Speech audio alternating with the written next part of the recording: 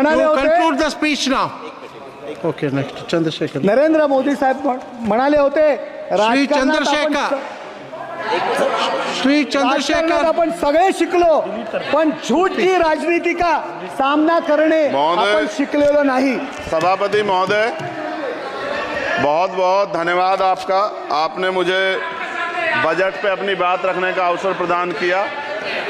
मैं अपनी बात को शुरू करते हुए बहुजन समाज में जन्मे सभी संतों, गुरुओं और महान पुरुषों को नमन करता हूं. साथ साथ मैं भारत की महान जनता का भी धन्यवाद करता हूं कि उन्होंने लोकतंत्र की रक्षा इस बार की है. सभापति महोदय, पिछले 10 सालों में सरकार की नीतियों के कारण गरीब और गरीब हुआ और अमीर हुआ है. यानी गरीबों और अमीरों के बीच फासला बढ़ गया है. सारे देश की संपत्ति को चंद अमीरों के हाथ में दे दिया गया है. ये हमारे संविधान की मंशा और समतावादी समाज के लक्ष्य के खिलाफ है. अतः हमारी नीतियां गरीबों के पक्ष में भी होनी चाहिए.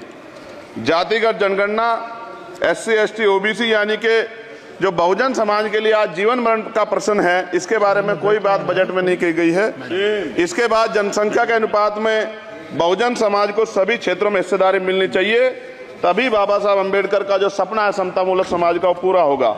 महोदय, एक ऐसा विकसित भारत है जिसमें आज भी सफाई कर्मचारी को पक्की नौकरी नहीं मिल रही है और उसको गटर में उतरने के लिए मजबूर किया जा रहा है. उनके लिए कोई अलग से बजट नहीं है. बजट बन सकता है अगर सरकार चाहे. SC ST को जो सब प्लान मिलता था, SPC का जो पैसा मिलता था, वो बजट से हटा दिया गया है. साथ साथ देश के स्तर पर आशा, आंगनबाड़ी, भोजन माता, ग्राम सेवक, PRD जवान, होमगार्डों के मानदेय में बढ़ोतरी नहीं हुई है. ऐसा कुछ भी नहीं दिख रहा है कि उनके जीवन में खुशहाली आ जाए. इनका मानदेय बढ़ना चाहिए. विधवा, वृद्धा, विकलांग पेंशन प्रत्येक महीने 500 रुपए से बढ़ाकर 5000 रुपए की जानी चाहिए, क्योंकि महंगाई बढ़ रही है. देश में प्रधानमंत्री जन कल्याण योजना के तहत SC ST OBC और मुस्लिम को कितने घर दिए गए, इसका कोई आंकड़ा सरकार के पास नहीं है. देश में इसी तरह SC ST OBC के लिए कितने परिवारों को शौचालय की व्यवस्था कराई गई. आज भी सिद्धार्थनगर जैसे जिले और तमाम जिले जो है, वहां शौचालय की व्यवस्था नहीं है. इस पे ध्यान देना चाहिए. देश भर में SC ST OBC के जो रिक्त पद पड़े हुए हैं, बैकलॉग भरना चाहिए. सरकार ने कुछ नहीं कहा. ये कैसी विश्व की 5वीं अर्थव्यवस्था है जिसमें आज भी SC ST पे अत्याचार हो रहा है, महिलाओं के साथ रेप हत्या हो रही है. NCRB का डाटा पढ़ेंगे तो खून के आंसू रोने पड़ेंगे. युवा बेरोजगार है. सड़कों पे 80 करोड़ लोगों को 5 किलो राशन में जीवन यापन करना पड़ रहा है.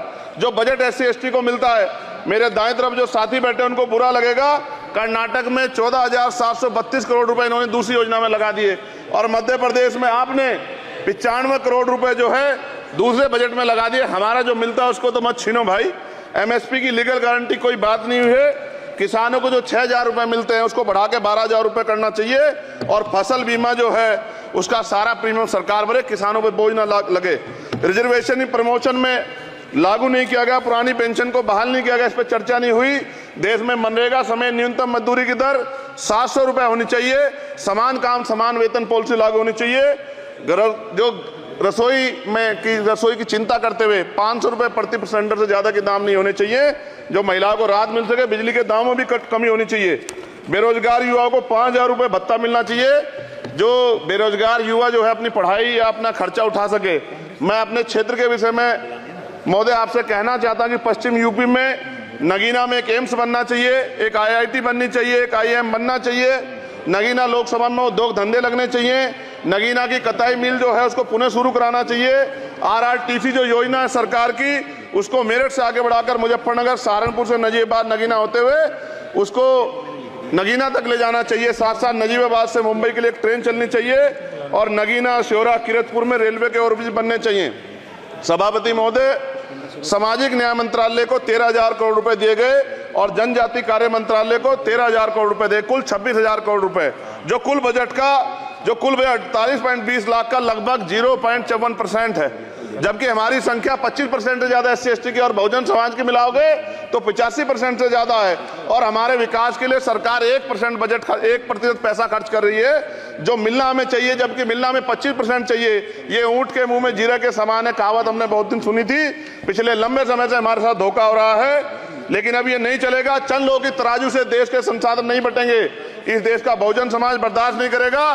संसाधन का बंटवारा संख्या के आधार पे होगा। मान्यवर काशीराम साहब नारा लगाए थे, ना तो वोट हमारा राज तुम्हारा चलेगा, और आज हम कह रहे हैं ना ही वोट हमारा और नोट तुम्हारा चलेगा। इस बात का भी ध्यान जो है सरकारों को देना पड़ेगा।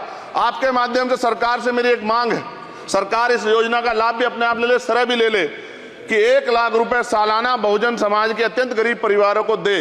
10 लाख करोड़ रुपए खर्च होंगे, लेकिन इस 1 लाख रुपए की योजना से एक झटके से एक परिवार गरीबी की रेखा से ऊपर आएगा और इनके बच्चों को कुपोषण खत्म होगा, अच्छी शिक्षा मिलेगी, महिलाओं को सम्मानजनक जीवन मिलेगा और इससे वास्तव में सबका साथ सबका विकास का नारा सार्थक होगा।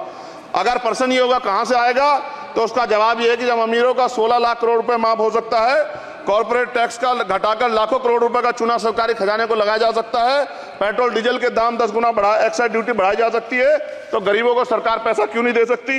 महोदय, समय आ गया है, अब निजी क्षेत्रों में आरक्षण की व्यवस्था होनी चाहिए। SC ST OBC को निजी क्षेत्रों में आरक्षण मिलना चाहिए। और मेरी आपसे ये भी मांग है, क्योंकि अब समय की मांग है और देश तेजी से आगे बढ़ रहा है, तो मैं कहूंगा कि सरकार का जो सबका साथ सबका विकास का नारा लगभग वो असत्य महसूस होता है, क्योंकि अल्पसंख्यकों में मुसलमानों, जैनों, सिखों, बुद्धिस्टों के लिए कुछ दिख नहीं रहा, उनकी कल्याण कोई योजना नहीं है। मदरसों को जो बजट मिलता था वो कम कर दिया गया है। आर्थिक तंगी से लोग मर रहे हैं। इंटर्नशिप की बात हुई है, परमानेंट रोजगार नहीं है। और दिल्ली में क्या हुआ बच्चों के साथ कल, उनकी सुरक्षा की जिम्मेदारी क्या है? वो आए तो बनने थे IAS IPS और बन क्या गए, लाशें बन के गए। यहाँ से कोई ध्यान नहीं दे रहा है, किसी की नजर नहीं है।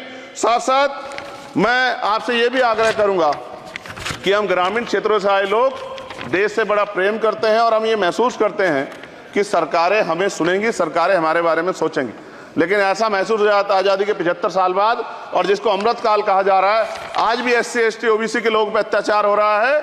अभी 2 दिन पहले गोली से उड़ा दिया गया गाजियाबाद में और राजस्थान में गर्दन काट दी गई। ये घटनाएं देख कर डर लगता है, घर से निकलते हुए भी कि आने घर वापस लौटेंगे नहीं।